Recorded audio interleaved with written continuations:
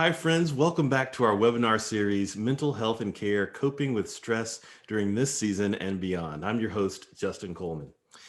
In last week's episodes, we discussed how prolonged stress affects individuals and how that stress in turn affects our relationships. If you missed those episodes, they're available to watch on demand at amplifymedia.com. Today, we're discussing compassion fatigue. 2020 has presented some unique challenges to caregivers, as many of their typical support networks aren't available in ways they're used to. We're also living through a great cultural divide where many social justice workers are facing exhaustion. Today, we'll discuss ways we, as the church, can support these caregivers.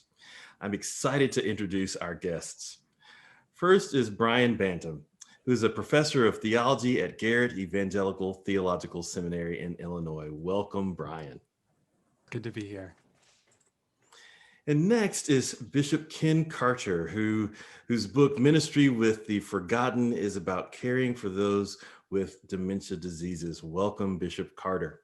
Thank you. And finally, we have Leanna Fuller, an associate professor of pastoral care at Pittsburgh Theological Seminary, who also leads workshops on compassion fatigue. Welcome, Leanna. Thank you, Justin. Glad to be with you. Compassion fatigue is in the news more frequently today because of the work caregivers are having to provide during this pandemic. Similarly, many people who care for people at home, an aging parent or an ill spouse, for example, are experiencing compassion fatigue because their own support systems are compromised because of the pandemic. So, for those who care for others, what are the signs and symptoms of compassion fatigue? Well, I'll jump in here. This is a subject with which I have some familiarity. I think one of the things that's important to know is that compassion fatigue is a term that traditionally we've used to talk about folks who are professional caregivers. So nurses, doctors, social workers, therapists, people who are really on the front lines of caring every day in a professional way. Now we're seeing this as a term that's used, as you pointed out, for all kinds of caregivers, because so many people now are doing this kind of caregiving work in their personal lives, not just professionally, but at home, as you said, with spouses and parents and children, all sorts of ways. And compassion fatigue essentially is, you might say, the negative aspect of caring for people who are experiencing traumatic stress or suffering. So there are many positive aspects to that kind of caregiving for sure, which is why many people are drawn to it as a profession, but there is a negative aspect, and that's where compassion fatigue comes in. And really the symptoms of compassion fatigue are basically elevated displays of stress that come from caregiving work. And of course, this can look very different depending on the individual. Some of the most common signs and symptoms of compassion fatigue are things like feeling isolated, feeling like you want to medicate with substances to sort of tamp down those feelings of stress that come from caregiving work, feeling sad or apathetic, feeling a loss of pleasure in things that you used to enjoy. Some of these are very common features also of depression, clinical depression. But one way that it might help to distinguish is if someone doesn't have a history of that, but is involved in a lot of caregiving work and they start to have these symptoms, that could be a sign that they're dealing with compassion fatigue. One other one that I would mention is a tendency to neglect self-care, and particularly in things like hygiene and appearance. So when people start to feel so stressed and burdened by their caregiving work, they just lack the energy even to tend to the most basic self-care needs. So those are just a few of the symptoms that can manifest in this. I will speak out of my own experience of being a caregiver for my wife for 10 years who suffered from dementia. And some of those symptoms that you mentioned, Leanna, are very personally familiar. Mm-hmm. Sleeplessness, increased irritability, loss of appetite, a sense of isolation and a desire to be isolated, even, not wanting to interact with others.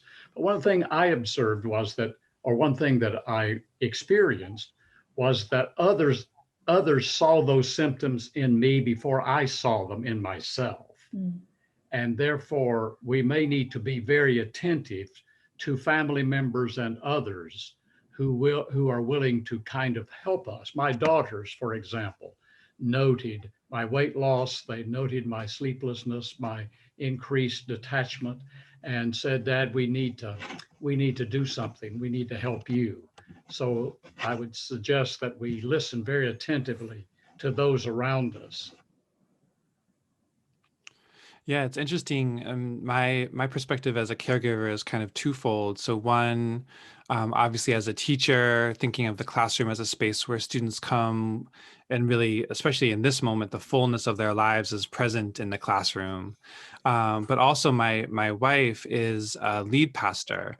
And so I've walked with her, as the church has tried to transition, kind of constant meetings, and a lot of those signs I saw as there was never enough work. The work kind of never finished, but then oftentimes those kind of typical ways that she re-energized herself either weren't available, or even more pronounced, she oftentimes was like didn't feel like doing those things, right? So we would maybe go for a walk or enjoy a kind of a meal, or do something, and all of a sudden those were things that she was not as interested in doing. So you had to kind of coax her to see friends, even if it was a kind of socially distanced kind of moment. And so trying to figure out even how to provide care, or to kind of offer support when there are such limited options, was really challenging. I really appreciate these personal observations. Certainly, Brian, as a pastor of a church myself, I can very much empathize with your wife's situation, and that wanting to withdraw sometimes just because you're so tired. And Bishop Carter, I really appreciate what you said about how other people saw that in you before you even saw it in yourself, and that need for us to continue to see one another in the midst of this time of pandemic. A reminder it's so easy to focus on ourselves, but a reminder to look out to others and to notice that which is to be noticed. Many experts agree that the best treatment for compassion fatigue is intentional and repeated self-care. Finding balance between caring for others and caring for yourself is essential, of course. And so what long-term habits and spiritual disciplines do you think caregivers can practice to help recover from this compassion fatigue? No, I think it's interesting. My wife and I kind of working are two, obviously we're different people, but have very different ways of even navigating this particular moment. So I tend to be already pretty withdrawn. And so the challenge has been kind of staying connected and not allowing myself to kind of be kind of swallowed up, in this moment where even the smallest interaction now feels like pretty laborious. Um, that being said, for me, the modes of healthcare has been things that allow me to feel my body. So long walks, bike rides. Um, but one of the challenges, though, is that those are oftentimes also kind of further isolating, right? So it's really easy for those things to do, though. I like to do them by myself for long periods of time and then come back. And so it kind of disconnects. And so even that moment of self-care in some ways doesn't necessarily rejuvenate in the way. And I've had to be very careful that it's not actually, while I think it's self-care, it's not actually a certain form of medicating, as Dr. Fuller has pointed out. What has been interesting is my wife she's an incredibly social person. And so walks, doing kind of exercise, like those are not things that are are particularly exciting to her. And it's actually been really hard to kind of find the thing that allows her to do self-care, because for her, self-care was doing something with her friends, going shopping, being at a mall in a space with lots of people and lots of things happening, which of course is the definition of a super spreader event. So oddly enough, what we found for her as an act of self-care is actually taking things to people. So not lots of people, but just, a friend of ours really likes a fried chicken sandwich. And so we surprise them with a fried chicken sandwich, put it on their porch, have a conversation from about 10 feet away. And now we've gotten into this rhythm of every week, we choose a couple people to visit. And to bring something to, and you can actually see that's brought a lot of life to her. So I just offer these two different examples to simply say, I think it's one of those things where I think having people who can help you to see what brings you life is really, really important, because the thing that you think is bringing you life might actually be not the healthiest way of coping. While there's also other things that seem like they are a draw on because you're trying to care for other people, but are in fact a certain way of reminding us of why we do this work. Like, what is the energizing kind of work of compassion? Yes, I would caution about, I recall when, during my years of caring for Linda, I would often hear from people, now you must take care of yourself. So practice self-care. And I heard that as another thing to do. It felt like, don't put another burden on me. So what and you were mentioning this, Brian, I think the finding within our own experience, within our own personalities and within our own relationships, what gives us life, what energizes us, what brings a moment of joy. And this respite care that we all need doesn't have to be extended for weeks or days or hours. It can be a moment. One of the things that I learned with my wife, I learned to kiss the joy as it flies by, being attentive to the present moment. And one of my daughters did this little painted rock, picking up from the image from the poet Henley. Kiss the joy as it flies by. And that was always near when I was dealing with Linda. And I would look for those little moments, that twinkle in the eye, that smile, and finding the things that, and even the care for her, what in my daily care for her brought me joy, like giving her favorite ice cream. That might be the time that I saw the smile on her face, or the moment of connection. So I think finding within our daily experience those things that give us life. And we can talk about some of those other disciplines and practices, which I also recommend. But I think finding within our experience those moments that bring joy, that bring a glimmer of hope, that bring a glimmer of peace and delight is very important. Yeah, I agree so much with all that's been said. And I mean, I would just add that I think of self-care as something that we can practice each day, each week, each month, part of our routine. I think so many people hear self-care and they think it's something that you do when you've gotten through a really busy period and then you just collapse for a day or two, and watch Netflix on the couch. That could be a form of self-care. But if we're only thinking of self-care as something we do when we're already completely depleted, I think we're missing really part of the value of that idea. And to me, the value of it is that it is a routinized part of our life. And as Bishop Carter said, it can be just a moment, so it might be 5 minutes in the morning drinking my coffee on the porch by myself. It's interesting to think about, what different ones of us think of as bringing joy in life. For me, being by myself actually brings me a lot of joy, just because I'm an introvert and I like solitude. And of course, many of us, in the throes of family life, sometimes we like to have a moment or two for ourselves. And that can be a little bit of self-care each day that helps sustain us instead of feeling like we have to go, go, go until there's nothing left. So when I teach students about this in the seminary, I try to teach it as a pathway to renewed vitality, right? It's not what we do when we're completely out of gas, but rather it's maybe part of our rule of life, even our spiritual discipline, each day taking care of ourselves so that we do have energy to feed back into our relationships and into our ministries. And in that way, we can maybe help avoid sort of that crash and burn place that so many caregivers do get into. And so one thing I ask my students is, think about what you can do each day. What can you do each week? So maybe it's an afternoon to yourself where you do something you enjoy each week.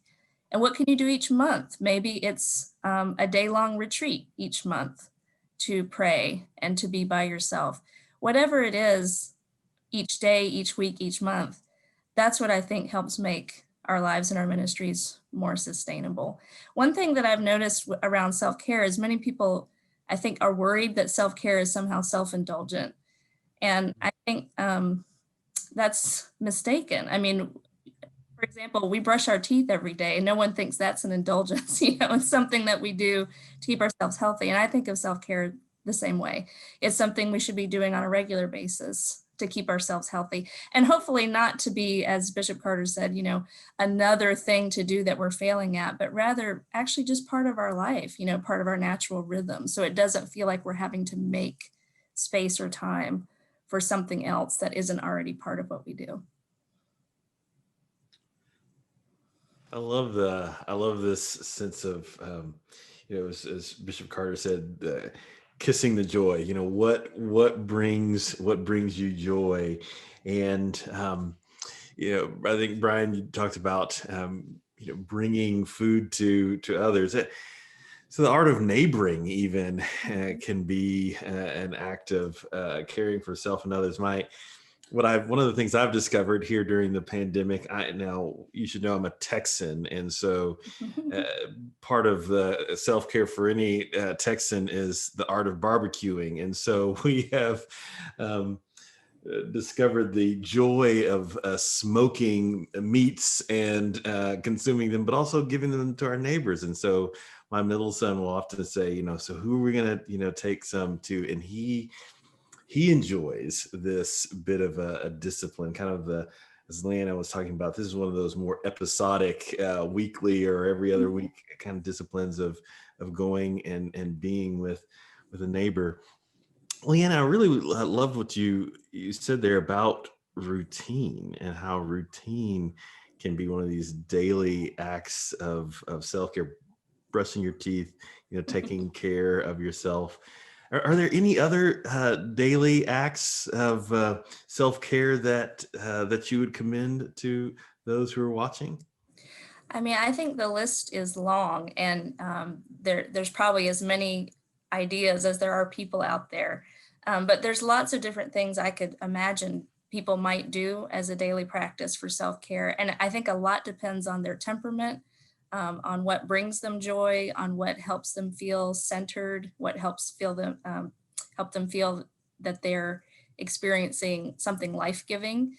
I mentioned, even just solitude, time to be alone and to think. I would think journaling might be an option that would be really attractive to some people who really enjoy writing. Obviously, connecting with other people, I think, could be a daily practice or at least a weekly practice, especially those, as we were discussing, who may be more social and are feeling the lack of that so intensely right now. Although we can't be together in the ways we're used to currently, we can still, make a practice of connecting by phone or Zoom, or as Brian has described it so well, socially distanced visits outside to deliver a gift. I mean, those kinds of things I think are really special and feel even more so right now. I know a couple of months ago, I shared lunch outdoors, socially distanced, with a few of my colleagues from the seminary that I hadn't seen in several months at that point. And it was deeply humanizing in a way I had not expected. So even trying to make some space in our lives for those kinds of things, I think could be really helpful. Of course, there's also just really basic things like exercise, being outdoors. We've talked about that a little bit. Reflecting on beauty, whether that's through art or poetry or dance, just anything that brings pleasure that's not productivity oriented. I think that's one thing right now. It's so easy to get caught up in work and just to work longer and longer hours because we're always in front of our computers now for different things. And so taking intentional breaks from that or breaks from social media, for example, might be good practices as well. But like I say, I think everybody out there is going to have their own idea of what would feel fulfilling. And I'm definitely in the camp of, find what works well for you. Don't feel like you have to do this list over here because you saw it in a self-care article. Find what works for you, what feels good to you, and stick with that. I find journaling has been very helpful to me over my life, actually, but especially in the intensive time of caregiving. And as a part of that journaling, lamenting, lament as a part of the journaling, because so much of our caregiving is related to grief also. We are in the midst of losses, and we're caring for people who are losing. And how do we lament those losses? One of the practices that I found meaningful during my experience with Linda, as she gradually lost her capacities to do so many things, I would lament the loss of her cooking, for example. And then I would give thanks for having enjoyed that cooking all those years, so that it was a way of kind of dealing with the losses, but also lamenting and expressing my negative feelings, my anger, my frustration, because so often we're not given permission to be frustrated, to be angry, to be impatient in our caregiving. And the failure to recognize that we are angry and impatient adds to our fatigue, I think, being able to verbalize it, being able to express it. And I find that for me now, journaling, but I agree, it should not be imposed on others, but it has been a meaningful way for me. And walking is is sort of my therapy. It enables me to enjoy nature as well as it's change scenery and to walk in different locations. Yeah, I think it's important to note that bottling up emotions is also a symptom of compassion fatigue. And so as Bishop Carter has expressed it so well, it's both a symptom, but it's also in some ways a cause, right, of having no place, it feels like, for those feelings to go. And so then they just kind of get internalized, and then they may come out in other ways that are not particularly healthy, whether it's extreme irritability or anger toward people, whatever the case may be. So if you can find a mode of self-care that also allows you to express those feelings, like through journaling or maybe talking with a friend, I think that's so much the better, because it gives those feelings a place to go. And that way they're not kind of constantly being sort of festered on inside. And I would add one more, and that is humor. Finding something to laugh about. Yes. Laughter and humor is healing when you are a caregiver. Amen to that. Another recommendation or recommended treatment involves the setting of boundaries with people you're caring for. But in a year where many people are staying at home 24/7 with the people they're caring for without the possibility of outside help, how can we realistically set healthy boundaries?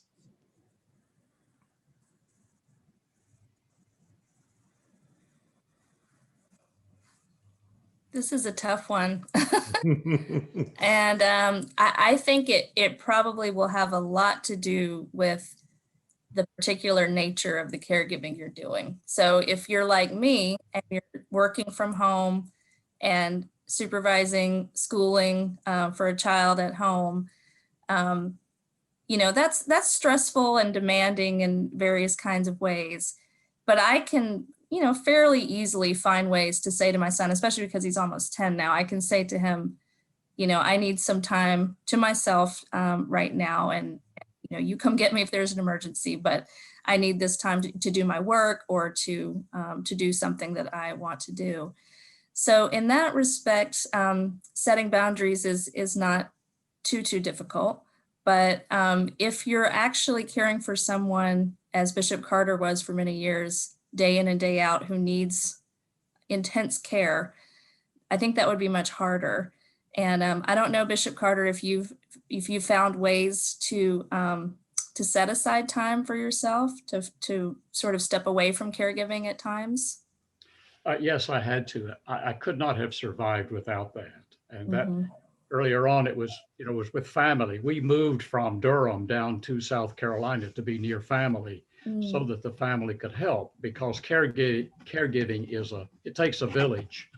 It takes more than just one person. It takes a community. Mhm. But I also had the resources to hire caregivers. That was not an easy decision at first, because there was the feeling, well, I'm neglecting my responsibility if I'm turning it over to someone else. But I came to realize that I could not love her fully and wholly and creatively and meaningfully care for her if I was always depleted. And Mhm. therefore, caregivers in the home helped me be free to love her in different ways, to not be only how I took care of her physical needs, but I could be more affectionate. I could be present with her. And so we need those caregivers. And I think this is where the church can also be especially helpful, if we can identify and recruit people who are willing to visit in homes. And yes, even in this time of social distancing, to find ways of visiting outside the window, where there is someone being cared for, or on the porch. You can do it, and to give the caregiver some relief. It's absolutely necessary, I think. Mm. But another thing that I had a friend and a neighbor who has a caregiver in. Her husband has Alzheimer's, and she was saying that she had to come to appreciate that a paid caregiver could do things for her husband, that he would let her do things for him that she could not do for him. And she had to let go of her need to be the one that he looked to for everything. Right. And I should say, Brian Bantam is having some internet connection issues, but he hopes to join us really soon.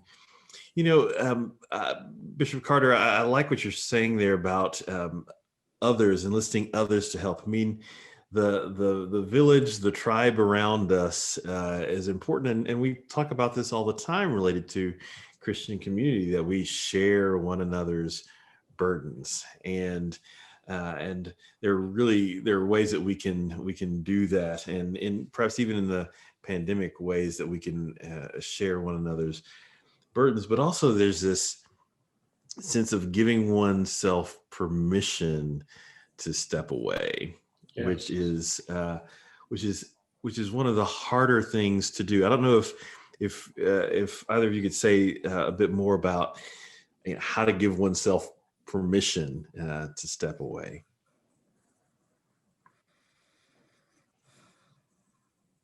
Well, for me, it was helpful for me to realize that by stepping away, I am becoming freer to love her. My love can be more whole and complete if I can step away and let others help me do the tasks that are sometimes burdensome, I never considered her a burden, but some tasks are burdensome and we need to be relieved of those burdens. So, and theologically, we bear one another's burdens, and in so doing, we fulfill the law of Christ.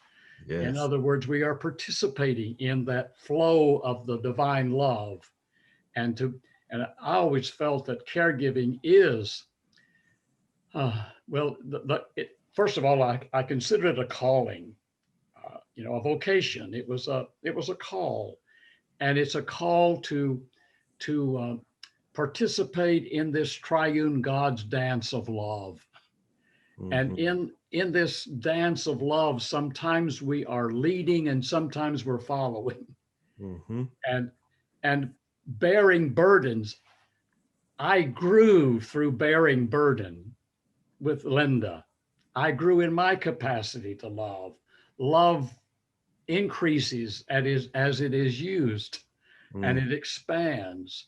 And learning to love without reciprocity, for example. So I consider it I was blessed by the privilege of Linda giving me to take care of her. Most of us would rather take care of than to be taken care of. So it's a great gift when somebody gives you permission to care for them. It's a great act of love. I mean, I think it is a tough question, what you're asking, Justin, about how we learn to give ourselves permission to set a boundary or to step away. The reason I think it's so challenging is that, especially for people who have been drawn to caregiving as a profession, whether through ministry or other kinds of caregiving professions, many of us, I won't say all, but many of us who are drawn to those professions were raised in households where we were rewarded for taking care of other people's needs for our own. And that is a deep pattern for many caregivers that is difficult to break.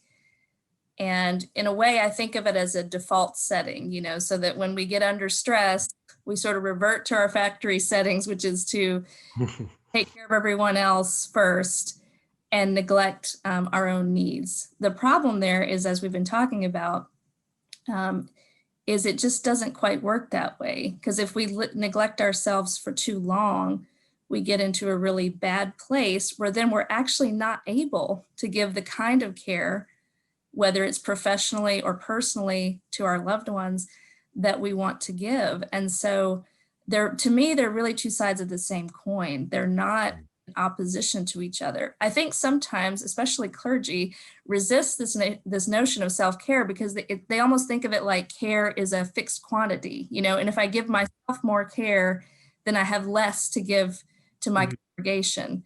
But I don't think that's the way care works at all. I think it's like love, right? It grows as we share it.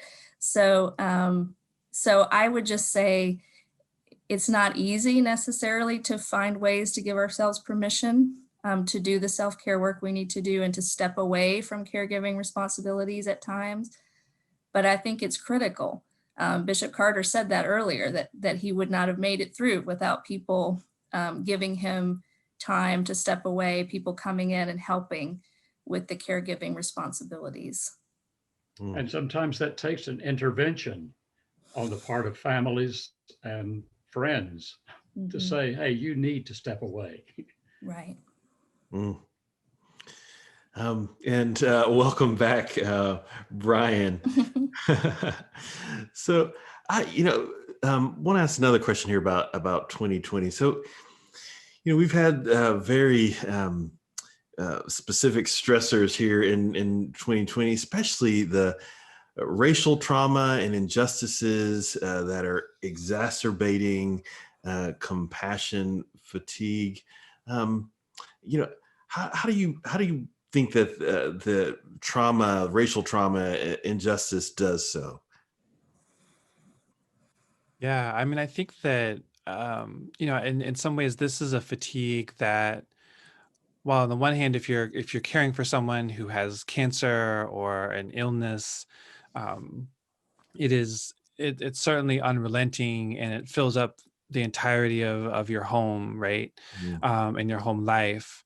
But there's a certain sense in which the reality of racial trauma is so generational and so systemic, has a kind of seeming root cause, right? And a solution that's seemingly apparent. It doesn't have to be like this, and yet it continues to be that. I think that's what's, I think part of it was made it feel so overwhelming. And then you add to that social media and both the very powerful ways in which it allows us to see things and mobilize, but it also allows us to see things constantly, right? And amplifies that sense. I mean, both of my parents passed away from cancer, and there's to this day certain shows I can't watch when it has a cancer story at the center of it, because I lived through that. I don't need to watch that as part of my entertainment. But but you can't turn away when you have friends, when you hear about stories over and over again. It starts to kind of it amplifies those things. And so at the very same time, I'm part of a community and a people who have endured these traumas for a really long time. And don't have the options to opt out, right? So self-care is always about living inside of that, finding joy in the midst of those things, balancing in some cases what it means to survive with what it means to thrive, and having to redefine those things over and over and over again. In the midst of all that, one of my, as someone who teaches, it's a little bit, I think, a little bit easier for me, because my teaching is the way that I resist. It is the way that, in a way that I care for myself, because in the midst of all of the ubiquity and the powerlessness, I can say, at least in this space, I'm doing something, and I have a certain modicum of control and agency. It's harder for my students who don't have a job yet. They're still learning. They don't know exactly how to work against these kinds of things, and they come again and again and asking this question. What do I do? And without anything tangible to do, they oftentimes feel overwhelmed by the trauma, because it's only input, and the problem seems too big to kind of to do anything against. And so all that's to say, I think in the midst of all of this kind of balance between understanding, putting our moment in perspective of a long history, which is both, again, right, overwhelming, but it also helps us to see that we're not the first people to endure these things. And then at the very same time, what does it mean to understand the ways that our small acts participate in creating possibilities of freedom, which are themselves a kind of act of self-care. I think are a couple places of kind of starting and thinking about the difficulty of it. But this was a really, really hard year, on multiple fronts. Right. It's like we've been idling high related to stress anyway. And these instances of injustice, racial tension have been such gut punches to our collective system. I don't know, in local church life, particularly around racial justice, I have seen much stronger reactions than in various ways than typical. And I think part of that is because of that stress that's been idling so high.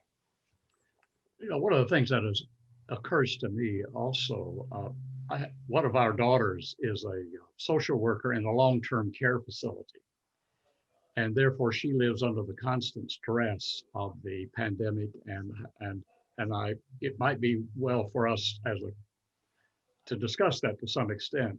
But what role does the church have in supporting people like her who are living constantly? But I live in a retirement community, and across the street from me is the healthcare facility where we've had several persons with COVID and who have died. Predominantly, the people who care for them are African Americans. And the disparities not only affect those who get the COVID, but those who are caring for those frontline workers, the ones who are most directly exposed to those who are giving them their baths, who are feeding them. They are predominantly low wage African Americans in this facility and in my daughter's facility. So it has intensified my own awareness of how this racism is so endemic and how it's adding to the stress now of those who are the CNAs and the assistants, for example, and people like my daughter who, and one of the things she says that adds to her stress is the failure of so many people, at least I'm in South Carolina, and so many here who just refuse to take it seriously, who say this is not real, it's fake news, and she says, I just wish I could have those people follow me around for a day. They lost 5 in 1 week from COVID, and that stress builds up. So a stressor and a way of helping to alleviate this compassion fatigue is to take seriously the suffering of others and the demands that are being placed on these caregivers, paid and unpaid. I agree so much with that. My spouse is a hospital chaplain, and he would echo many things that your daughter has said. One of his primary responsibilities, in addition to caring for patients and families, is caring for staff. And he's saying to me almost every day, the staff here are exhausted, they are stressed. And I mean, we've all seen these stories in the news. They leave a hospital where they've been caring for multiple COVID patients who are severely ill. They're worried about themselves getting infected or infecting their families. And then they go outside and they see people refusing to wear masks or refusing, to take basic public health guidelines seriously. And so I do think that is exacerbating the stress that is already there, particularly for frontline workers of all kinds, not just in the hospitals, but in nursing homes, long-term care facilities, grocery stores, all the places that we have to go and where people have to be in the building to work. And as Bishop Carter has pointed out, those workers are disproportionately people of color in many cases. And so I feel like it's just compounding all of the inequities that were already present. But they're just bringing them so much more to the forefront and potentially making them worse. Yes, and my daughter says, Dad, I'm trying to be the chaplain. I'm trying to be a family member. So many roles because family members can't visit now within the facility, and they complement the staff, their aid. And now the staff doesn't have the family. They don't have the families there to support their work. And so it adds to those that are working within facilities. So I'm especially concerned about them. And I think the church has a particular responsibility and opportunity to be in ministry to the frontline healthcare workers and caregivers of all kinds.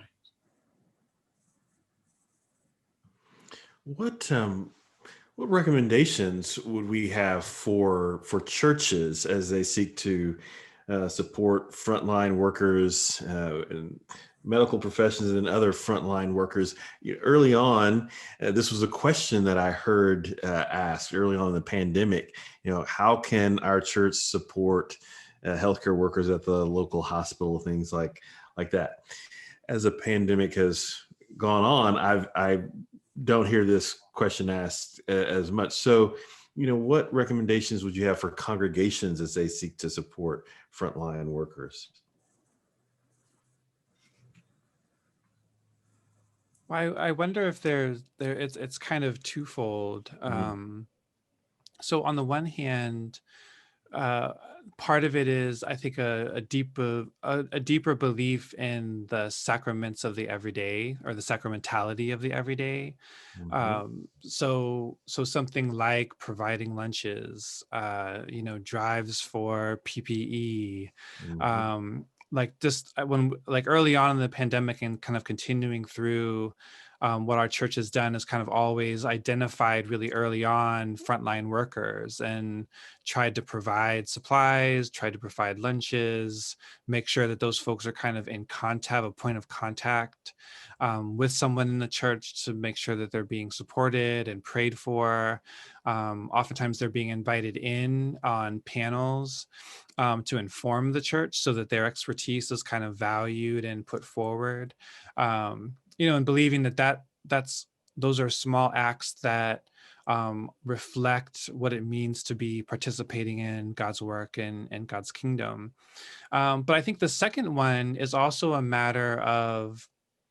uh, a matter of teaching, and the kind of a kind of posture towards the world. And what I mean by this is, and I think this is both true for the realities of racial trauma and our racial kind of moment, as well as the pandemic, and that is to say, to speak truthfully about what our condition is and what it means to live as disciples in the face of that. I think one of the things that the church has to kind of reckon with is a certain segment of its body that has actually exacerbated the trauma, and all traumas, right? Racial trauma and the trauma of the pandemic.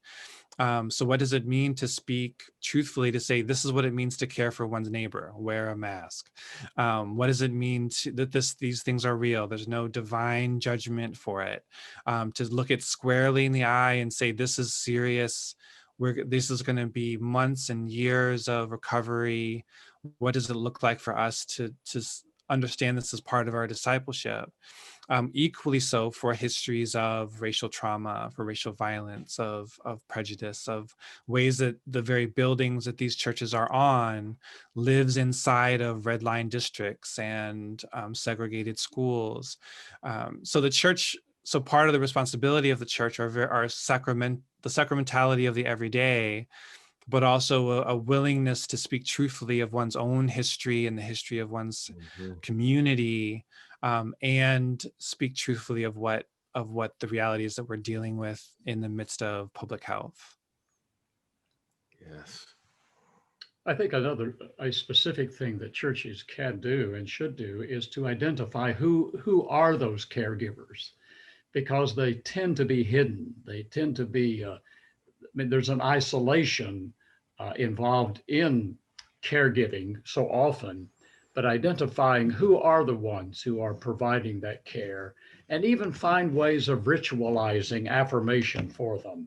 I've often said that if I were a pastor again, I would commission a cadre of people who are our frontline care uh, responders to people with such issues as dementia, and who provide care. And we commission Sunday school teachers and other leaders in church. I would commission caregivers and Mm. and give them affirmation. Uh, just a simple illustration earlier, the facility where my daughter is a social worker, uh, they've had uh, an ecumenical group of churches in the community who actually circled the building, keeping distance, but they circled the building and had a microphone and sang hymns and kind of had a worship service, and Mm. where the residents could come to the window and see them. Uh, but just any way of showing interest, concern, practical assistance, as Brian has suggested. We had a family in the church in which we participate, who for 3 years brought us a meal every Thursday. Mm.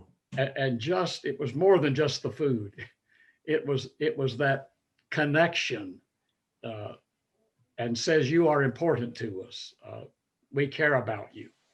Mm. Yes, I also wonder about, congregations thinking about how they can get involved in advocacy. Yeah, These frontline workers, it doesn't have to be political to advocate for a living wage. I think it's quite possible to frame that as a moral and a theological value, Mm, and not necessarily associate it with one party or the other. Things like that would actually concretely make these workers' lives better. And so I think, in the same way with racial justice, what is our congregation doing to advocate for changes in policies that will actually help to improve some of these conditions that we're seeing? Um, I say that knowing that so many churches are nervous about politics. At the same time, I happen to believe the gospel's political in certain ways, and we're called to be involved in our world, in our communities. So I embrace all of these ideas that have been suggested, and I also want to challenge, especially um, white churches, to think really carefully about how we can go beyond our individual acts and think about taking action in the community that can have a wider reach. mm. I really appreciate, what you've all shared here about how to come close or draw close to a community, even during this time of social distancing. How you can draw close to a community and to develop a sense of kinship as you seek to walk alongside and advocate for. And then that, as Brian said, part of that is truthful speech, being able to name the realities that have created the kinds of inequalities that we experience, kind of injustices that we experience, and that naming being a critical step toward being able to come close or draw close to others. I really appreciate our comments. So I've got one last question for us. So, what advice would you now have for leaders who are pastoring? And so, we talked about congregations here a moment ago, but what advice would you have for leaders who are pastoring those caring for others? How should pastors face their own compassion fatigue?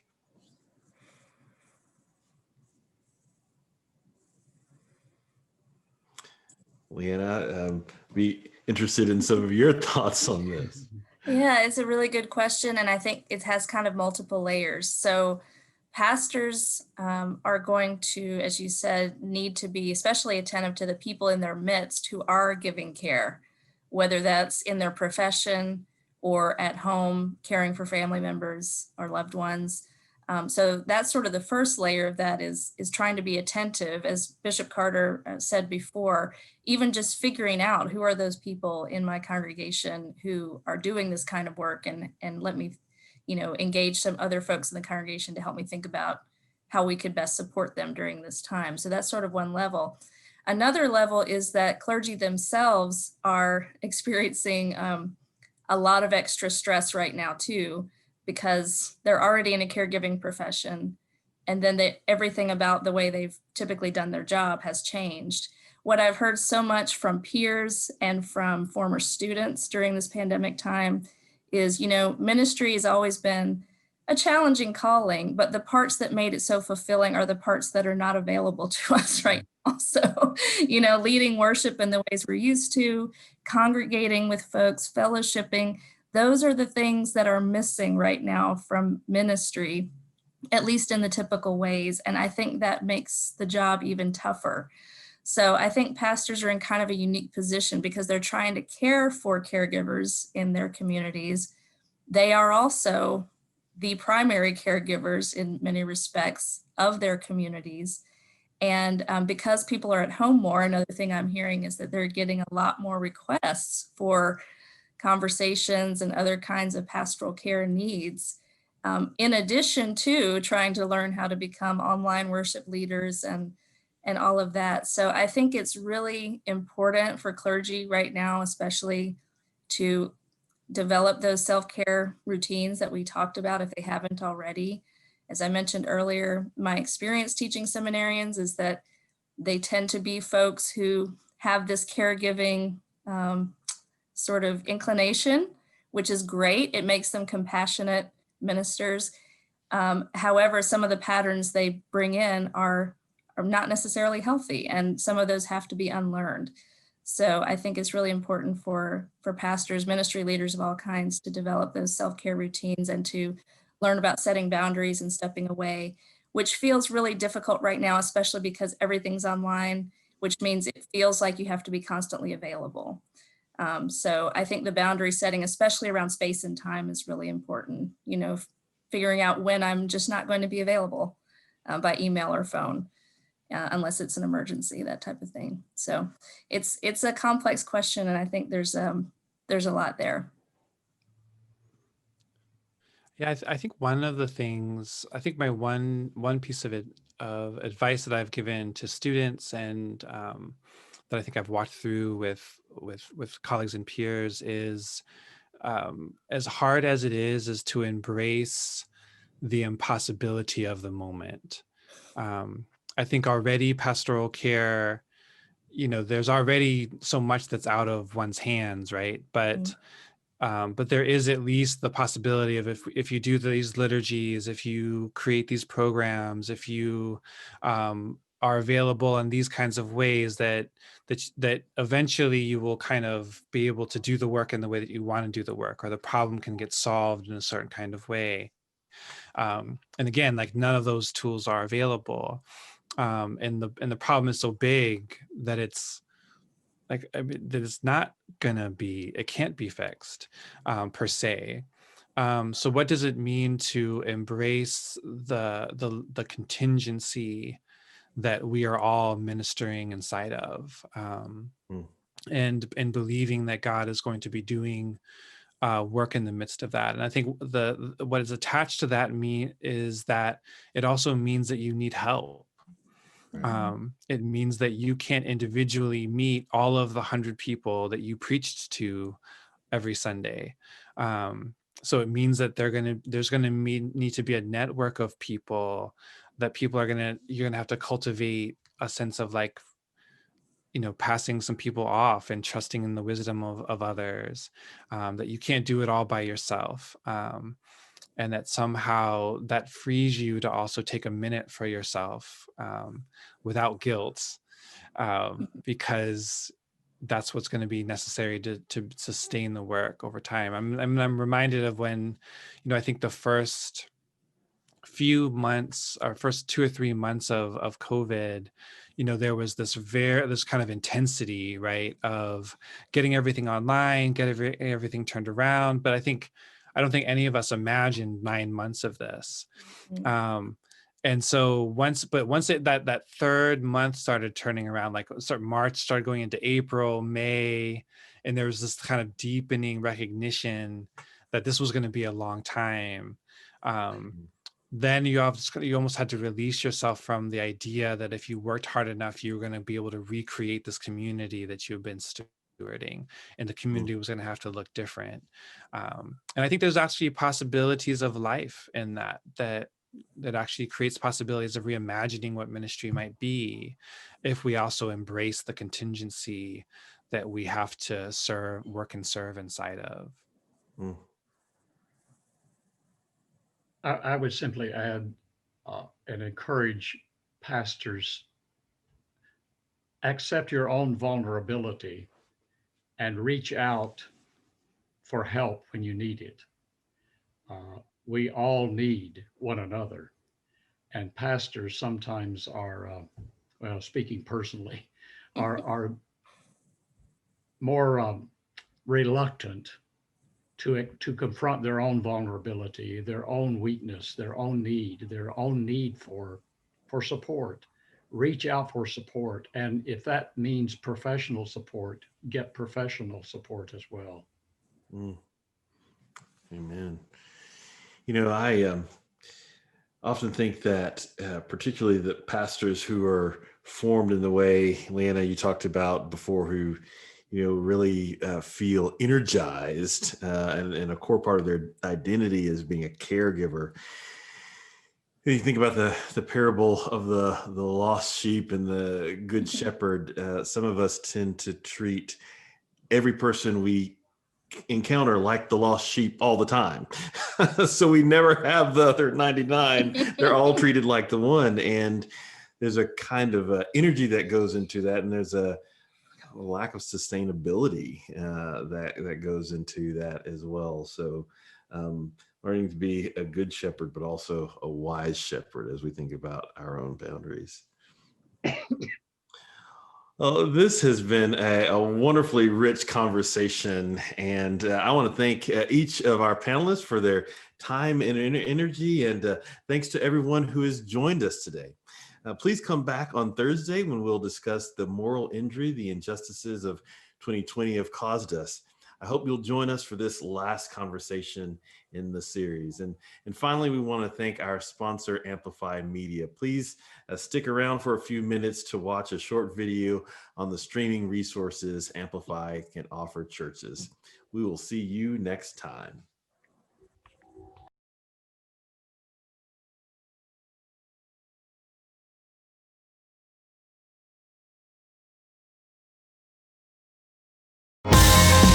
Amplify is an easy-to-use multimedia platform that will allow your congregation and community to discover, customize, and share diverse resources that encourage deeper discipleship and equip you to pursue your mission with greater impact. Your church can engage with Amplify on one of 3 successive tiers. In the basic tier, your church will have access to thousands of hours of biblically based content that address a vast assortment of topics, and all of your content is available on iOS and Android devices and streams directly on Roku and Fire TV. The whole experience is simple and intuitive, meeting your community where they already are. The premium tier affords all the features of the basic tier, but increases the level of customization. You can show only what's relevant to your church or provide access to it all. The choice is yours. You'll also be able to brand the channel specifically to your church, and you'll have access to live stream services, publish your own resources, and enable other Amplify users to view your custom content.